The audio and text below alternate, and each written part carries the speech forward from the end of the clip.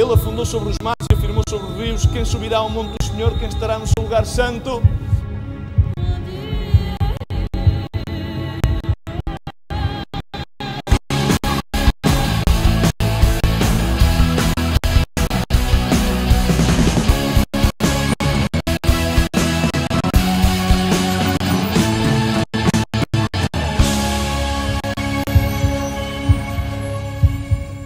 Agradecia que não se movimentassem na sala.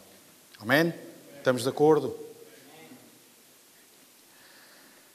Senhor, é com temor e tremor que estou e me encontro neste lugar, Pai.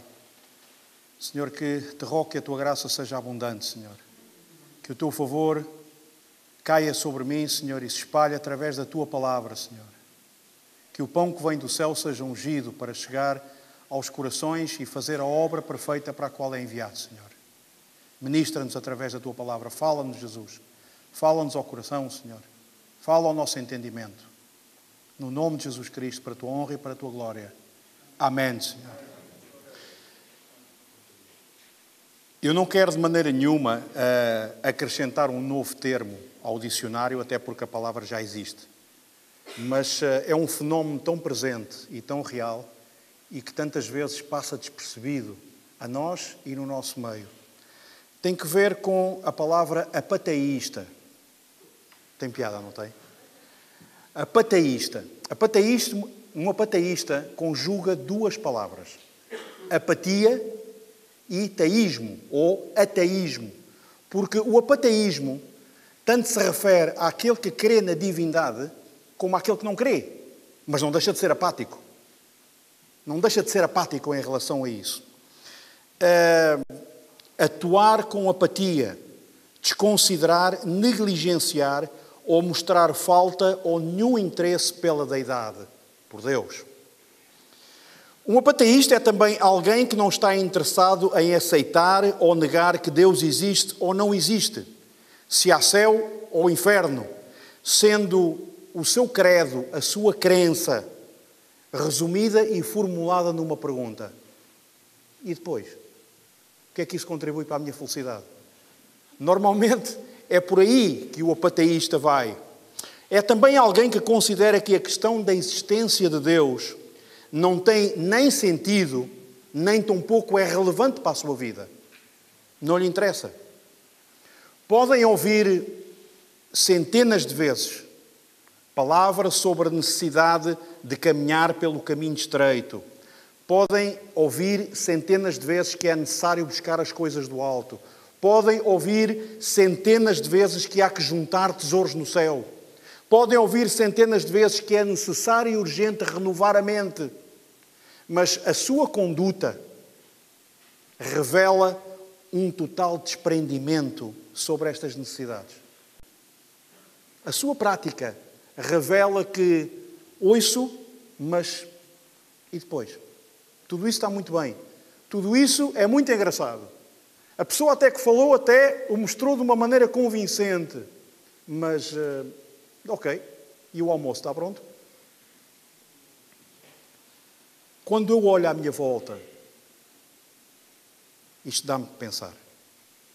E digo isto com todo o carinho, digo isto com todo o respeito, sem o mínimo ânimo de crítica, sem o mínimo desejo de apontar o dedo, de julgar ou condenar, de maneira nenhuma. Simplesmente sou posto perante uma evidência. E esta evidência dá-me a pensar.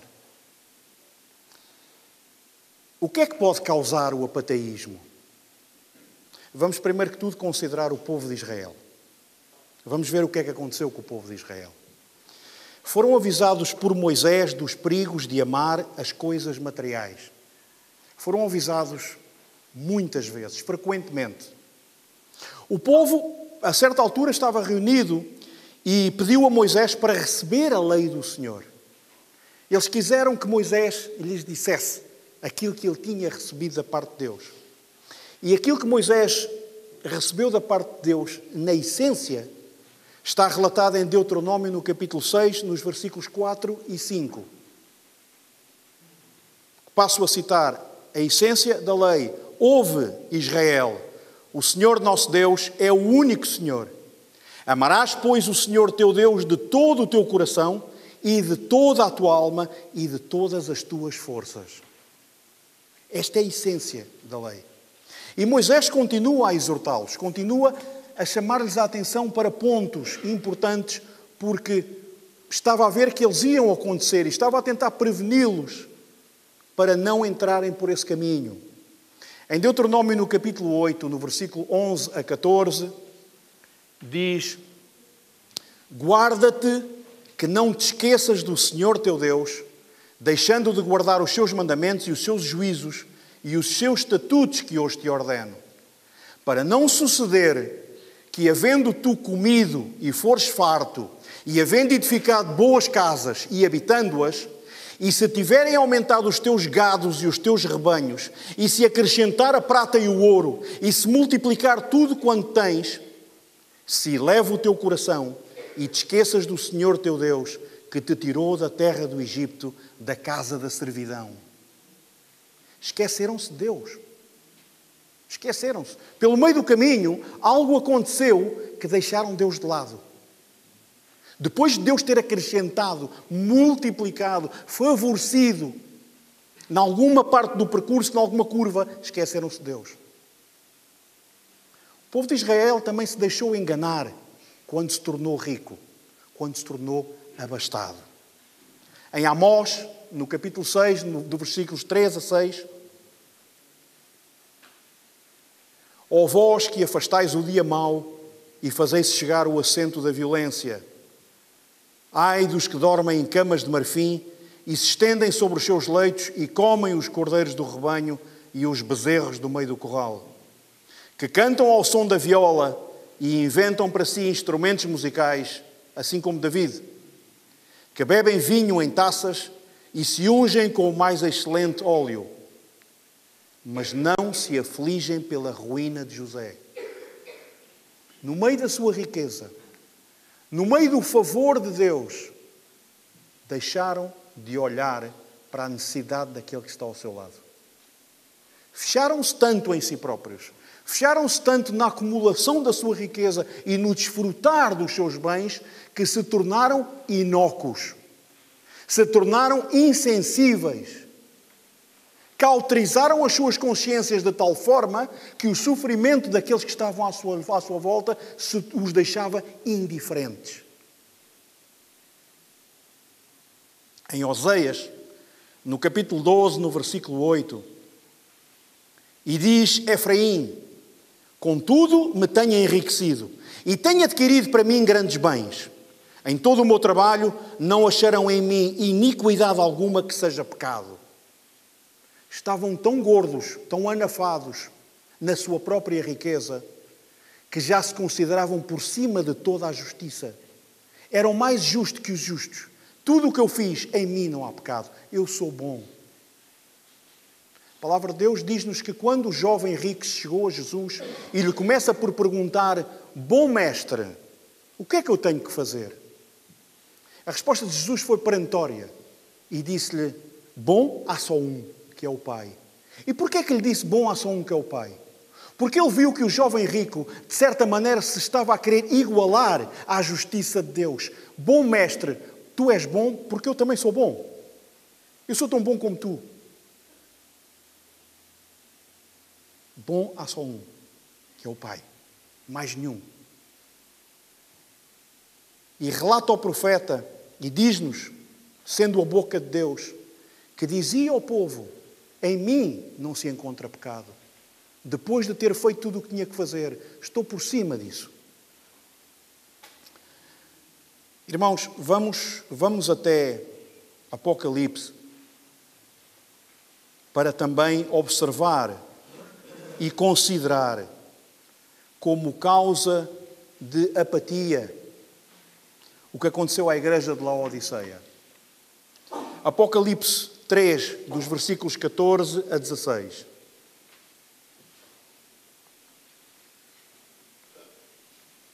E ao anjo da igreja que está em Laodiceia, escreve: isto diz o Amém, a testemunha fiel e verdadeira, o princípio da criação de Deus. Conheço as tuas obras, que nem és frio nem quente. Quem dera que fosses frio ou quente. E assim, porque és morno e não és nem frio nem quente, vomitar-te-ei da minha boca. Cristãos mornos, com quem Jesus estava sumamente desagradado. Porque não estavam nem de um lado nem do outro. E ao mesmo tempo queriam estar dos dois lados e beneficiar das benesses tanto de um lado como do outro. Beneficiar das benesses do mundo e de Deus. Ter um pé em cada lado. Colher o que é bom de um lado e colher o que é bom do outro. E progredir e viver dessa maneira. Quando o Senhor lhe chamava constantemente a atenção, não podes servir a dois senhores. Não podes servir a Deus e servir a este mundo. Não podes servir a Deus e servir ao Mamon ao mesmo tempo. É impossível conciliar as duas coisas, porque elas são irreconciliáveis. A apatia destes crentes da cidade de Laodiceia provinha, de certa maneira, do não entendimento da fonte da sua riqueza. E como não o entendiam, não conseguiam, pelo menos, agradecer. Ou pelo menos estar conscientes daquele que é o provedor, daquele que permite que se chegue à situação de riqueza. Irmãos, eu não quero de maneira nenhuma, nem liminar, nem subliminarmente, dizer que devemos ser pobres. Não é nada disso. Não é nada disso. Eu penso que não é esse o pensamento de Deus tampouco. Mas a advertência na palavra de Deus tem que ver com a escolha das prioridades. Tem que ver com pôr Deus em primeiro lugar. Amarás ao Senhor teu Deus com toda a tua força, com toda a tua alma, com todo o teu ser. Porque só há um Senhor diante de ti. Não há mais. E esse Senhor é Deus. Não há mais. E Deus, como Pai que ama, dá. Dá aos seus filhos. Dá para que eles desfrutem das riquezas que Ele tem para cada um de nós. O céu está aberto, a graça está aberta sobre aqueles que o têm como único Deus. E aqueles que o têm primeiro e por cima de tudo. Quando digo a graça está aberta, significa que Deus dá abundantemente. Sendo Senhor do ouro e da prata, sendo Senhor de todas as coisas, Ele dá. Não estamos a falar de pobreza ou riqueza, estamos a falar de prioridades. E estamos a falar que, já lá iremos mais à frente, o apateísmo é causado pela conjugação de dois fatores. A ignorância da palavra de Deus por um lado e por outro, o bem-estar material. Estas duas coisas juntas normalmente são fatais. Porque adormecemos. Porque deixamos de dar importância. Porque nos rodeamos em bolha, em cúpula e começamos a ignorar, primeiro que tudo, nós próprios e a nossa condição e depois o que está à nossa volta. Apocalipse, capítulo 3, versículo 17, logo a seguir, diz: como dizes, rico sou e estou enriquecido e de nada tenho falta. E não sabes que és um desgraçado e miserável e pobre e cego e nu. Quando tudo está aparentemente bem, quando somos materialmente abençoados, é muito fácil tornar-se espiritualmente apático. Normalmente em tempos de crise há um acercamento a Deus. O que seria normal é que numa situação como a que nós estamos a viver, as pessoas se acercassem muito mais ao coração de Deus. As pessoas buscassem muito mais a Deus. Mas parece-me que essa aproximação, parece-me que essa atitude ainda não se verifica no nosso meio. Ainda não estamos aí por aí. Quiçá faltará irmos mais fundo para voltarmos definitivamente para Deus. Vemos diariamente o número de pessoas que nos batem à porta rogando por auxílio. Constatamos diariamente o número de pessoas que vêm com as casas penhoradas, que os filhos lhes são tirados pela Segurança Social, que dormem 3 pessoas no mesmo colchão. Calamidades. Situações de catástrofe. Estamos a vê-las todos os dias. E ainda não entendemos, parece-me que ainda não entendemos, que a abundância que temos é unicamente devida ao favor de Deus sobre nós. E como tal, que deveria haver da nossa parte, pelo menos, gestos de gratidão perante tamanho amor. Gestos de agradecimento por aquilo que Deus continua a fazer por nós. Porque, irmão, quando tu olhas à tua volta, é evidente que temos muito mais do que aquilo que necessitamos para viver. Muito mais. Muito mais. O Senhor estraga-nos com mimos. Ele dá-nos tanto, tanto, tanto e continuadamente que nós acabamos por não discernir a fonte, a proveniência de tanta abundância. E pomos-nos a dormir. E pomos-nos a dormir. E entra-nos a 100 e sai-nos a 500. E depois? O Senhor dá. Não passa nada. O Senhor continua a dar. Até um dia. Até um dia. É muito fácil falar de um problema. É muito fácil detectar e identificar uma situação. E ficar por aí. Eu penso que o necessário é identificar e propor soluções. Ou buscar soluções em Deus, melhor dizendo. E o Senhor aponta-nos essas soluções na sua palavra. Vamos ver algumas. Vamos ver algumas. A primeira que me ocorre e que eu penso que é genuinamente aquela que é a mais importante de todas, é que tem que haver arrependimento genuíno nas nossas vidas. Tem que haver arrependimento genuíno. Arrependimento do pecado, segundo Deus. Segundo Deus. 2 Coríntios, capítulo 7, versículos 9 e 10.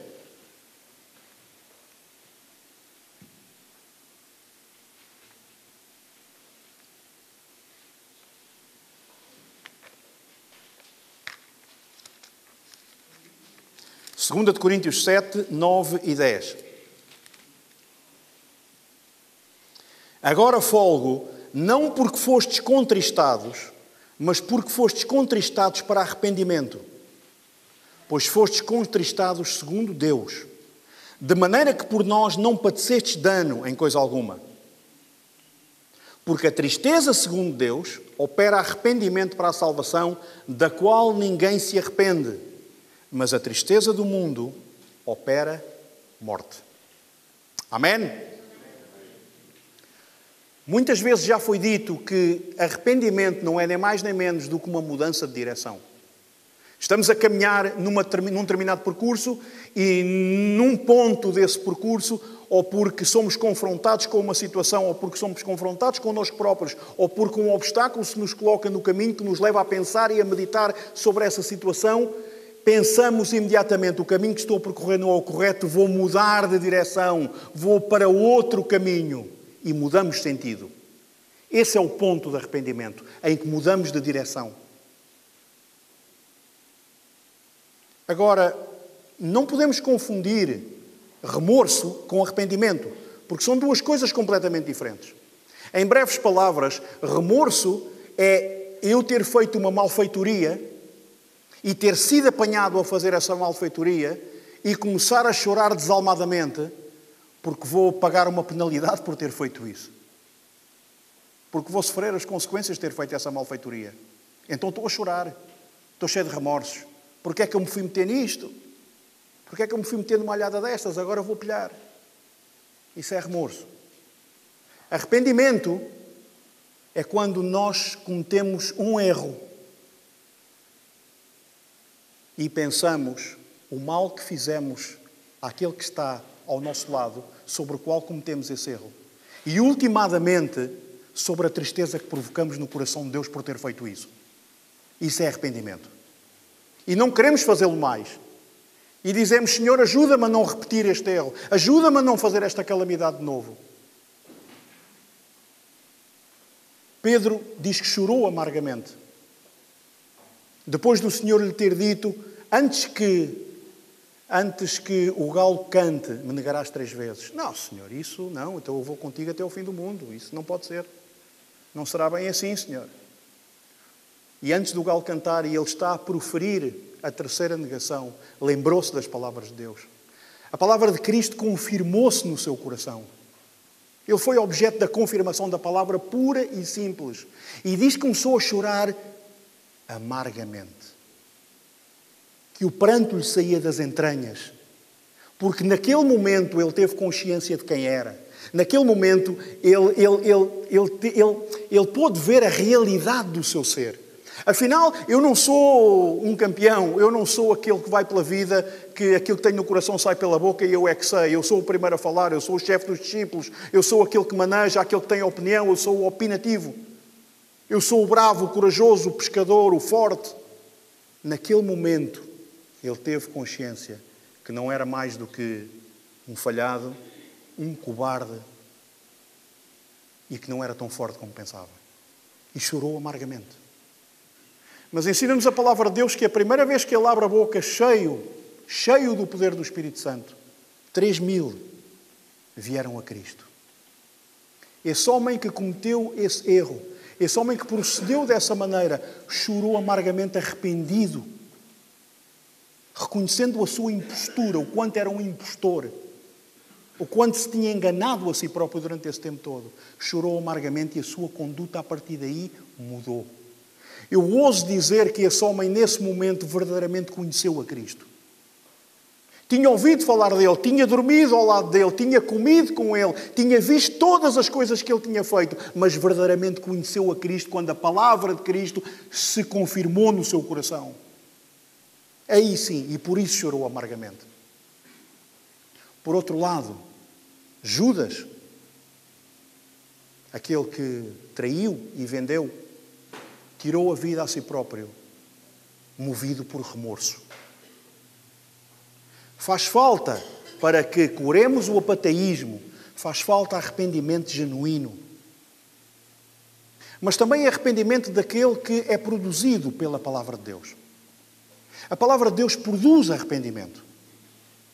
Quando os muros foram levantados, quando os portões foram restaurados, quando o sacerdote leu a palavra de Deus para o povo todo junto, diz que, a meio da palavra, o povo chorava copiosamente, porque foi confrontado com a beleza e com as delícias da palavra de Deus, foi confrontado com o rigor, com a espada que entrou por dentro e separou as coisas da carne das coisas do Espírito. Confrontaram-se com si próprios através da palavra de Deus e choraram.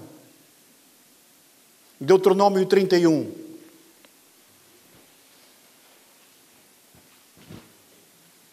Versículos 10 a 13.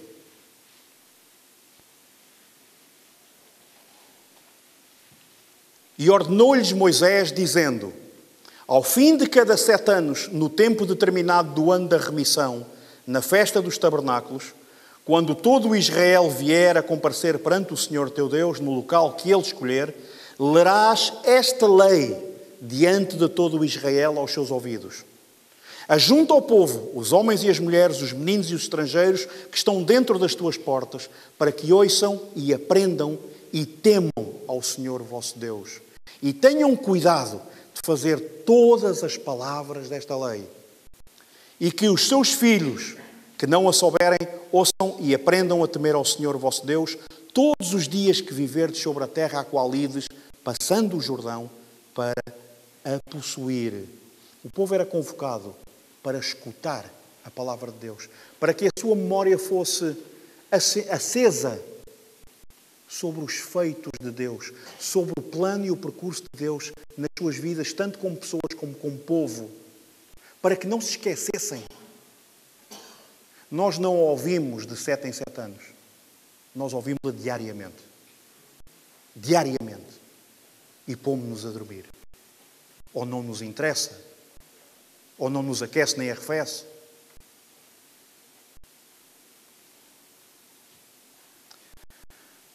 A cura para o apateísmo tem que ver com conhecer verdadeiramente a Cristo e não buscar uma religião.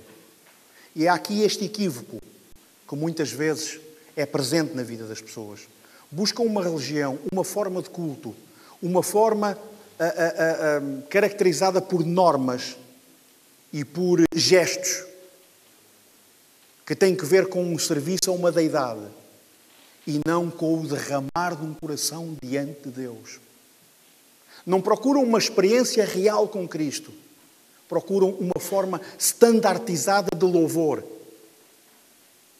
E isso é abominável aos olhos de Deus. Irmãos, muitos estão apáticos porque nunca experimentaram Cristo. Muitos estão apáticos porque estão convencidos de Cristo, mas não estão convertidos a Cristo.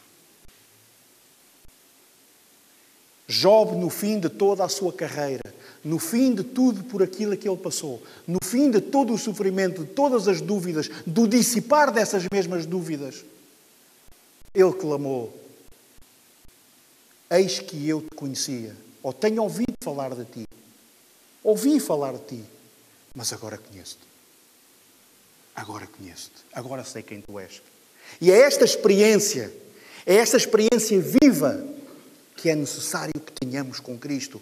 Que saibamos quem Ele é, que o conheçamos, que rasguemos os nossos corações e que nos ponhamos diante dEle tal como somos, sem máscaras, sem defesas, sem muros. Senhor, eu sou assim. Aceita-me como eu sou e obra em mim como eu sou. E faz a tua obra porque eu preciso de ti. Mostra-te a minha vida. Porque, afinal de contas, Jesus oferece o que verdadeiramente satisfaz. Muito rapidamente vamos ver algumas passagens que podem provar exatamente isto. João 4, 13, 14.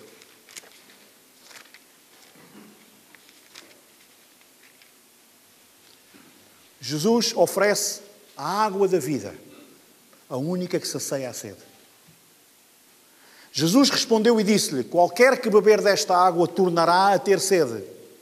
Mas aquele que beber da água que eu lhe der, nunca terá sede, porque a água que eu lhe der se fará nele uma fonte de água que salta para a vida eterna. Amém. Aquele que beber desta água não tornará a ter sede. João 7, 37 a 39. E no último dia, o grande dia da festa, Jesus pôs-se em pé e clamou, dizendo: se alguém tem sede, venha a mim e beba. Quem crê em mim, como diz a Escritura, rios de água viva correrão do seu ventre. E isto disse ele do Espírito que haviam de receber os que nele crescem, porque o Espírito Santo ainda não fora dado, por ainda Jesus não ter sido glorificado. Amém. Jesus oferece o pão, e Ele é o pão e oferece o pão que tira a fome. João 6,35. E Jesus lhes disse: eu sou o pão da vida. Aquele que vem a mim não terá fome, e quem crê em mim nunca terá sede. Jesus oferece e é a luz que dissipa as trevas. Caminhamos em obscuridade. Não temos as coisas claras diante de nós. Busca uma experiência com Cristo para que se dissipem as trevas. João 8,12. Falou-lhes, pois, Jesus outra vez, dizendo: eu sou a luz do mundo. Quem me segue não andará em trevas, mas terá a luz da vida.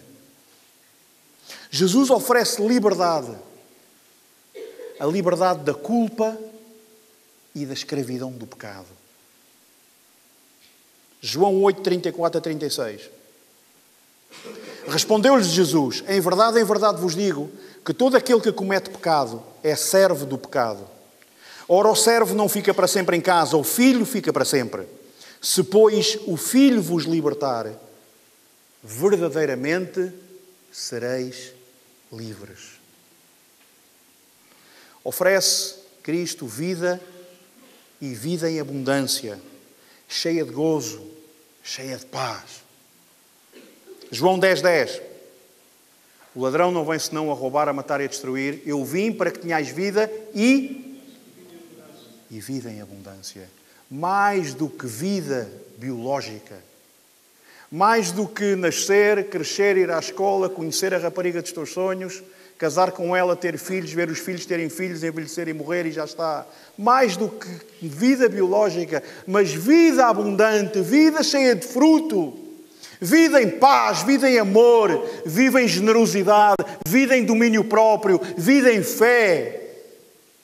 Vida cheia dos frutos do Espírito Santo. É aquilo que Cristo propõe.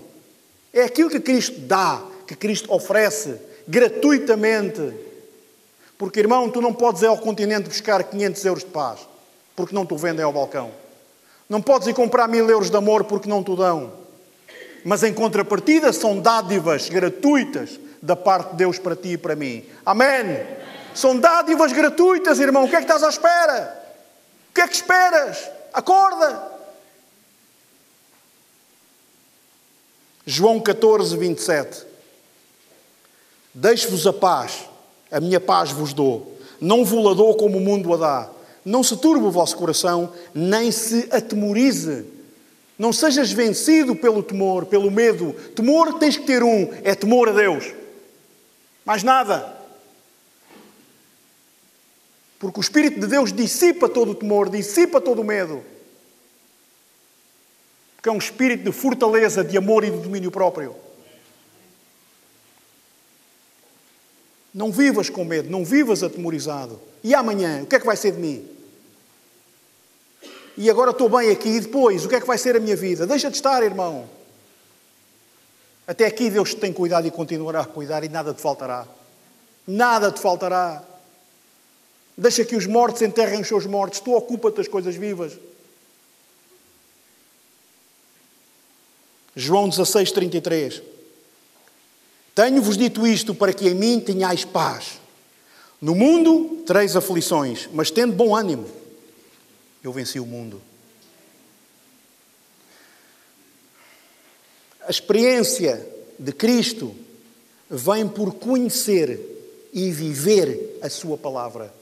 Há muita gente que conhece a palavra de Deus. Há muita gente que agora mesmo começaria a ler em Gênesis e acabaria em Apocalipse a recitá-lo de cabeça. Conhecem a palavra. Até os diabos conhecem a palavra. Mas eles tremem. A gente nem isso, muitas vezes. Mas tem que ver com viver a palavra. Fazer da palavra vida em nós. Caminhar sobre a palavra. E então quando isso acontece, cada gesto, cada palavra, cada pensamento é guiado e regida pela palavra de Deus. É a manifestação da palavra no nosso dia-a-dia. Nós somos os transportadores da palavra. O Verbo fez-se carne. A carne é a mensagem. E esse é o nosso caminhar. Que a palavra que há em nós se faça cada vez mais nós. Que sejamos anunciadores da palavra, sendo a palavra. Quando nós abrimos um rádio ou uma televisão, constatamos que o aparelho é uma coisa e a mensagem é outra. São duas coisas diferentes. Cristo é a mensagem. É uma só coisa. O mensageiro e a mensagem são um só. E quando vivemos a palavra de Deus, a nossa vida torna-se a mensagem. Muitas vezes eu tenho dito que um homem sábio escreveu: prega a palavra de Deus a todo o tempo e, se necessário, fala. Que a nossa vida seja a palavra de Deus. A confirmação da palavra de Deus. É um processo árduo, é um processo difícil. Há que eliminar muita coisa e deixar-nos ser limados em muitas áreas. Mas é esse o caminho. É esse o caminho que Deus traçou. João 8, 31, 32. Jesus dizia, pois, aos judeus que criam nele: se vós permanecerdes na minha palavra, verdadeiramente sereis meus discípulos. E então conhecereis a verdade, e a verdade vos libertará. Ele não dizia isto ao povo comum. Ele dizia isto àqueles que criam nele. A mensagem era precisa, era direta. A um núcleo específico de pessoas que criam nele, ou que diziam que criam nele. E ele dizia-lhes, é necessário que sejais livres. Porque não o eram. Porque não o eram. Porque não permaneciam na sua palavra. Permanecer significa estar e continuar. Não é estar hoje e amanhã acordo mal disposto e já não estou. É estar e continuar com chuva, com sol. Estou bem disposto, estou mal disposto. Permaneço na palavra de Deus. Persevero nela. Gostaria, irmão, de que me acompanhes para voltarmos à Laodiceia. Vamos voltar a essa cidadezinha encantadora que nos é revelada no livro do Apocalipse. Jesus também, como cura para o apateísmo, convida os cristãos de Laodiceia a terem uma experiência muito particular. E é essa experiência que quero partilhar com vocês também esta manhã. Laodiceia era a mais rica das 7 igrejas. Laodiceia era conhecida pela sua indústria banqueira, ou seja, dinheiro ali não faltava. Laodiceia era conhecida pela sua indústria de manufatura de lã. Trabalhavam a lã, faziam vestidos lindíssimos, faziam coisas incríveis com a lã afiada. Mas, sobretudo, a cidade de Laodiceia era conhecida no mundo da antiguidade pela sua escola médica. Tinha uma escola médica que desenvolveu uma pomada para os olhos que se chamava o poder frígio. Eles eram tão ricos, que quando um terremoto no ano 17 depois de Cristo destruiu completamente a cidade, e sendo eles parte do Império Romano, recebendo eles, por consequência, apoio do centro do Império de Roma para a reconstrução da cidade, eles disseram que não queriam. Disseram, não queremos ajuda imperial, não queremos ajuda de Roma. Vamos reconstruir a cidade pelos nossos próprios meios. E à sua custa, reconstruíram a cidade. No entanto, estes cristãos pensavam que eram ricos e, como tal, não precisavam de nada. E quando nós não precisamos de nada, tornamos-nos autossuficientes. E ganhamos, à consequência disso, um falso sentido de segurança. Deixamos-nos também de nos importar com aquilo que se passa à nossa volta. Estamos tão centrados em nós mesmos, no nosso umbigo, na nossa autossuficiência, que o que se passa à nossa volta tanto se nos dá. Não nos aquece nem arrefece, é igual. Apocalipse 3, de 18 a 22.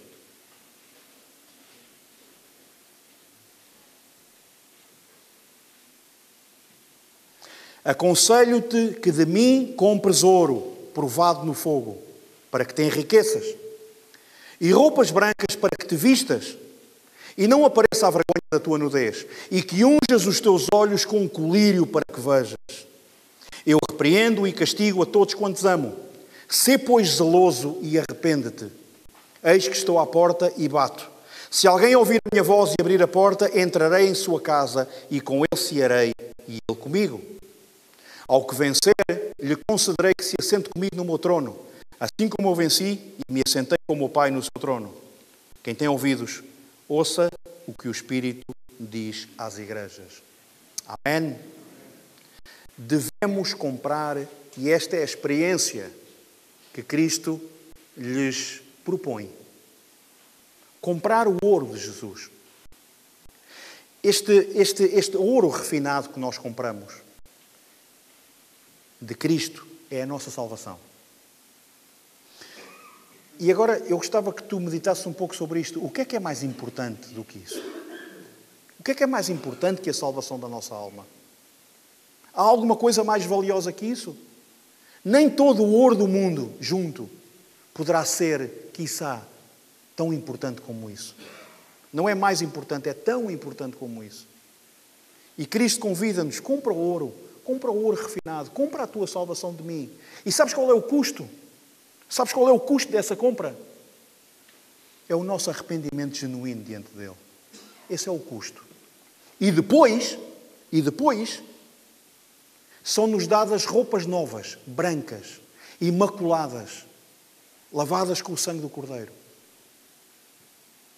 O sangue do Cordeiro que cobre todo o pecado, que tira tudo, que leva todas as raízes da amargura, que leva todas as coisas que nos perseguem e nos assaltam do nosso passado, que continuam constantemente a bombardear-nos e a afligir-nos. O sangue do Cordeiro tudo lava, tudo limpa.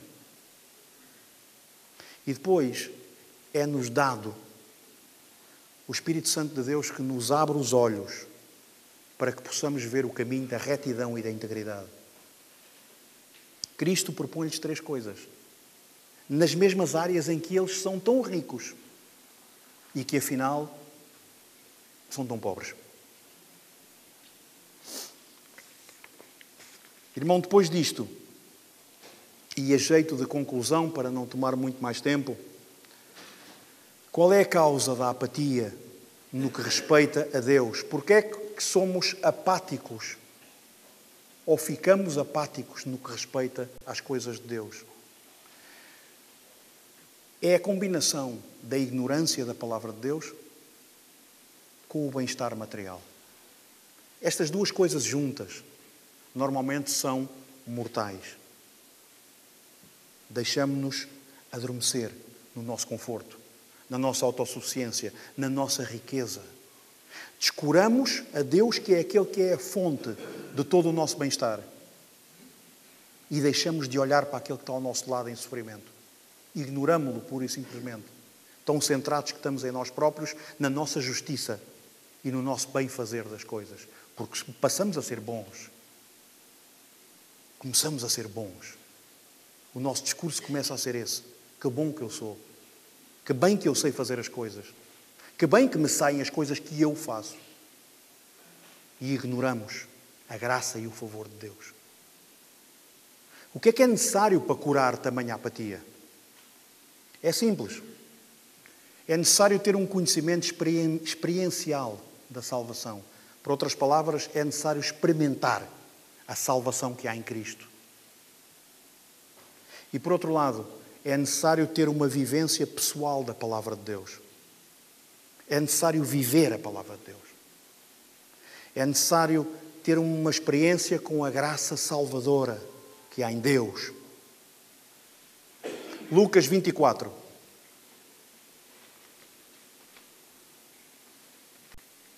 Lucas 24, no versículo 32.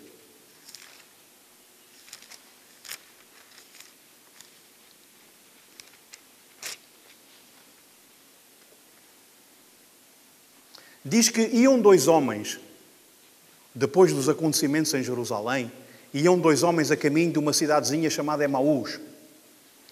E estes homens iam tristes, iam a conversar entre eles sobre os últimos acontecimentos que tinham ocorrido na cidade. Estamos a falar da morte e da ressurreição de Cristo. E sem eles se aperceberem, juntou-se uma terceira pessoa. E esta terceira pessoa pergunta-lhes: o que é que vocês estão a falar que os vejo tão tristes? E estes 2 indivíduos começaram a pôr nomes nas suas tristezas, nas suas aflições. Começaram a nomear aquilo que lhes ia no coração. Começaram a dizer-lhes que Cristo tinha morrido, mas que a mulher tinha ido ao sepulcro, tinha visto uns anjos, não viu lá o corpo, isto foi testificado por outros mais. E a certa altura, essa terceira pessoa que os acompanhava perguntou-lhes: mas vocês limitam-se a crerem tudo aquilo que os profetas vos têm dito? Não vão mais além disso? E então diz a Escritura que essa terceira pessoa começou a revelar-lhes desde o tempo de Moisés a pessoa de Cristo e todo o percurso do Salvador, até ao seu ministério terreno. Chegaram à cidadezinha de Emaús, sentaram-se à mesa para comer, porque estes 2 convidaram o terceiro para os acompanhar para comerem juntos. E diz que quando estavam à mesa a partir o pão, os olhos destes 2 foram abertos e reconheceram que era Cristo. Era Cristo que estava com eles. Mas da mesma maneira que Cristo estava, Cristo deixou de estar, desapareceu. E o versículo 24 diz assim: e disseram um para o outro: porventura não ardia em nós o nosso coração quando pelo caminho nos falava e quando nos abria as Escrituras? Irmão, começa por comprometer-te com a leitura e a meditação da Palavra de Deus. Começa por comprometer-te com as coisas que são de cima. Começa por querer juntar tesouros no céu, onde nem a traça nem a ferrugem podem roubar e fazer dano. Começa com preocupar-te com as coisas de Deus e verás esse fogo começar a aquecer o teu coração, esse desejo de querer saber mais e viver mais por Deus e para Deus. E verás a tua vida começar a mudar. E verás que há um despertar dentro de ti dessa apatia, desse sono bulímico. E começarás a preocupar-te e a entender as coisas que há em ti e as coisas que acontecem à tua volta. E disse-lhes Pedro: arrependei-vos e cada um de vós seja batizado em nome de Jesus Cristo para perdão dos pecados. E recebereis o dom do Espírito Santo.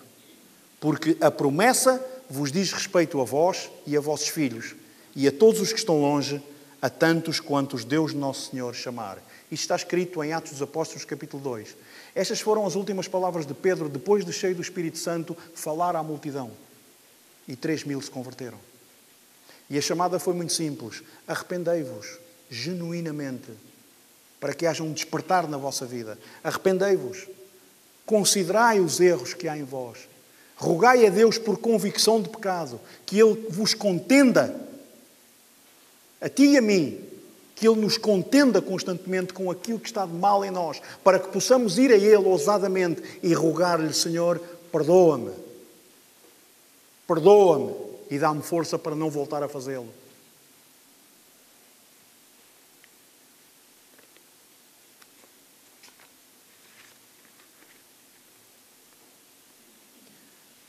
No outro dia estava no Gabinete de Relações Públicas, se é que se pode chamar gabinete, e chamamos-lo com uma certa ironia, não é? E estávamos a meio de uma conversa engraçada e alguém falou na maçã que Eva comeu. E eu saltei, porque essas coisas normalmente eu salto nessas ocasiões. E disse-lhes que, às pessoas que estavam, disse-lhes que Deus sempre dá a solução dentro do problema. Deus nunca te dá uma solução para um problema fora desse mesmo problema. Então expliquei que a maçã é um mito. É uma ideia que nos foi aplastrada. Porque em nenhuma área da palavra de Deus se fala de maçã.